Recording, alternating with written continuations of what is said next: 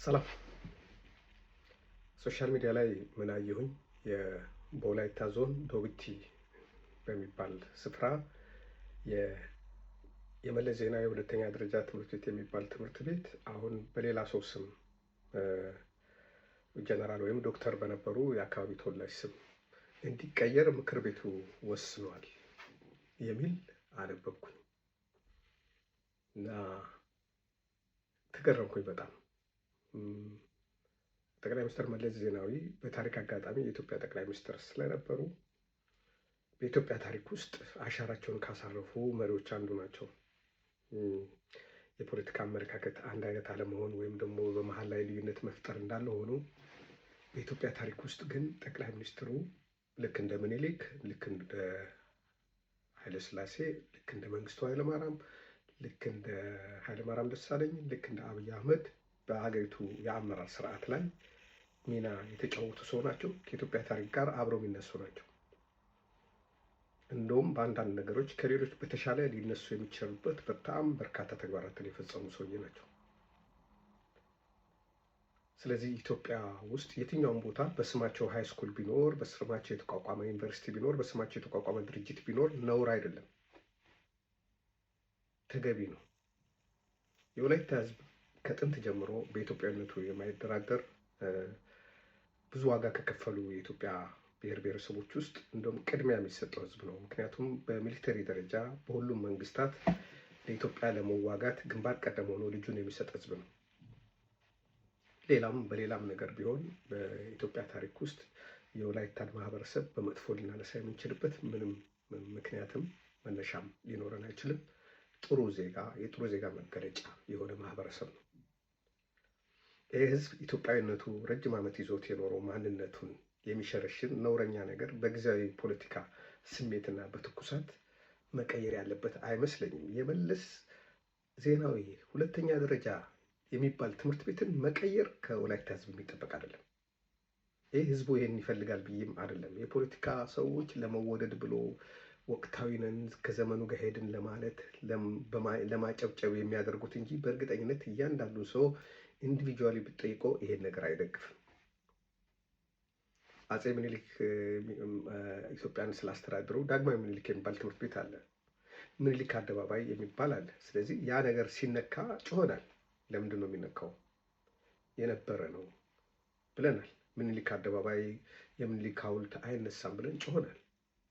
የስጋ ዝምድና ስላለን አይደለም፣ ታሪካችን ስለሆነ ነው። የኢትዮጵያ ታሪክ ስለሆነ ነው። የመለስም ቢሆን ለእኔ እንደዛው ነው። የንጉሥ ኃይለ ሥላሴም ታሪክ ቢሆን ለእኔ እንደዛ ነው። የመንግስቱ ታሪክ ቢሆን እንደዛ ነው። የኃይለ ማርያም ደሳለኝ ታሪክ ለእኔ እንደዛ ነው። የአብይ አህመድ ታሪክ እንደዛ ነው። የፖለቲካ ልዩነት ጉዳይ አይደለም፣ ታሪክ ነው። የሀገር ታሪክ ነው። የሀገር መሪ ከጫፍ እስከ ጫፍ ሀገር የመራ ሰው የሆነ ቦርደር ላይ እንኳን ስሙ የሚጠራበት ነገር መኖሩ አንድነትን ያጠናክራል እንጂ ክፋት የለውም። አሁን ለምሳሌ የመለስ አካዳሚ የሚባለው የልቀት ነው ምናምን የተባለው እኔ በእኔ በኩል ማልስማማበት ነው። ምክንያቱም የመለስ አካዳሚ ከሆነ የመለስ አካዳሚ ነው፣ ስሙ ታሪክ ነው። ኢህአዴግ ሲመጣ ምንድን ነው ያደረገው? እዛ ኢሲአይ አጠገብ የሌኒን ሐውልት ነበር፣ እሱን አፈረሰ። በየቦታው ደርግ ደግሞ የለጣጠፋቸው ነገሮች ነበሩ።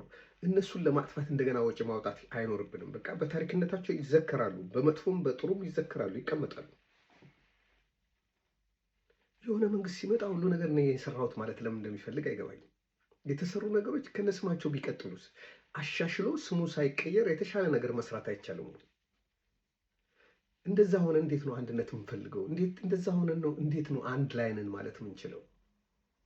ሰው በብሔሩና በፖለቲካ አመለካከቱ በሃይማኖቱ ቡክ ላይ ነጥለ ነው እኛ ጋር የነበረውን ስም እየሰረዝን ካንስል እያደረግን አስተዋጽኦ አድርጎ ይሆናል። በዛ ትምህርት ቤት ውስጥ እሱ ሲከፈት የሆነ ነገር በመንግስት ደረጃ ፈንድ እንዲደረግ አግዞ ይሆናል፣ ወይ ኤንጂኦዎች ወደዛ እንዲሄዱ አድርጎ ይሆናል። ህዝቡ ከዛ መነሻ ይሆናል ስሙን የተጠቀሙ። ለምንድን ነው የሚሰረዘው?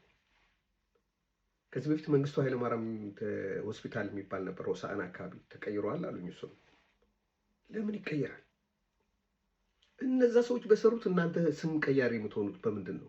ሲሰራ አልነበራችሁም? ስልጣንም ላይ አልነበራችሁም ወይ? ልጆች ናቸው ወይ ተማሪዎች ናቸው?